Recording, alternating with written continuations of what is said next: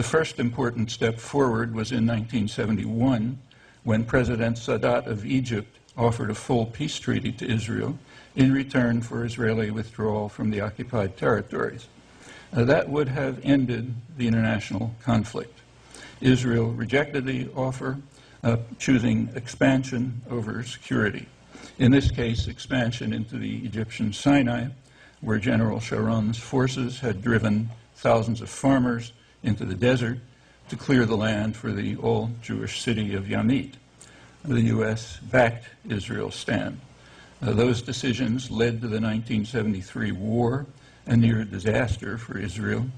The U.S. and Israel then recognized that Egypt could not be dismissed and finally accepted Sadat's 1971 offer at Camp David in 1979.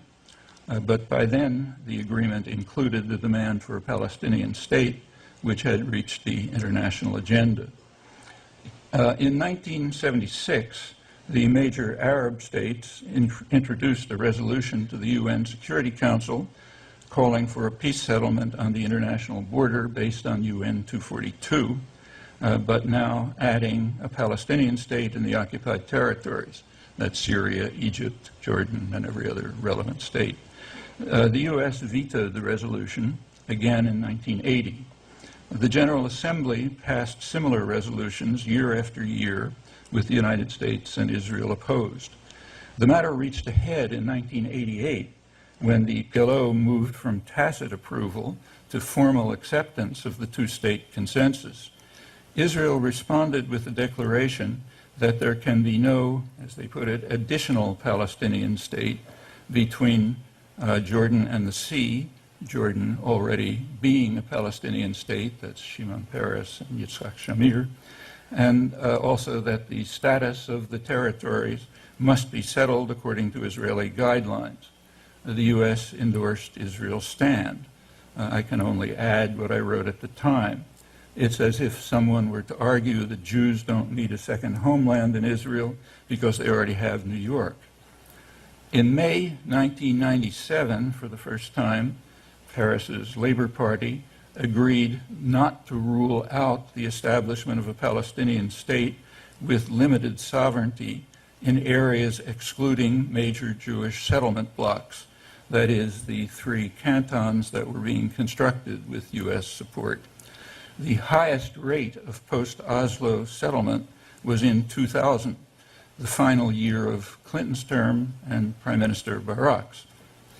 Maps of the U.S.-Israel proposals at Camp David show a salient east of Jerusalem bisecting the West Bank and a northern salient virtually dividing the northern from the central canton. I have the maps if you want them.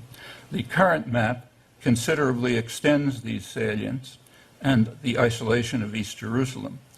My maps are from the leading Israeli scholars, Ron Pundak, the director of the Shimon Peres Center. The crucial issue at Camp David was territorial, not the refugee issue, for which Arafat agreed to a pragmatic solution, as Pundak, the leading scholar, reveals. No Palestinian could accept the cantonization, including the U.S. favorite, Mahmoud Abbas. Clinton, we don't have to debate it, because Clinton recognized that Palestinian objections had validity, and in December 2000 proposed his parameters, which went some way toward satisfying Palestinian rights. In Clinton's words, Barak and Arafat had both accepted these parameters as the basis for further efforts. Both have expressed some reservations. The reservations were addressed at a high-level meeting in Taba, which made considerable progress and might have led to a settlement, but Israel called them off. That 1 week at Taba is the only break in 30 years of U.S.-Israeli rejectionism. High-level informal negotiations continued, leading to the Geneva Accord of December 2002, welcomed by virtually the entire world, rejected by Israel, dismissed by Washington.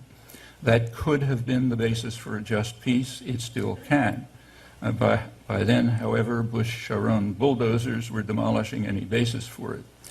Every sane Israeli hawk understood that it was absurd for Israel to leave 8,000 settlers in Gaza, protected by a large part of the army while taking over scarce water resources and arable land. The same conclusion was to withdraw from Gaza while expanding through the West Bank, and that will continue as long as Washington insists on marching on the road to catastrophe by rejecting minimal Palestinian rights. I'm quoting the warning of the 4 former heads of Israel's Shin Bet security service. There are clear alternatives, and if that march to catastrophe continues, we will have only ourselves to blame.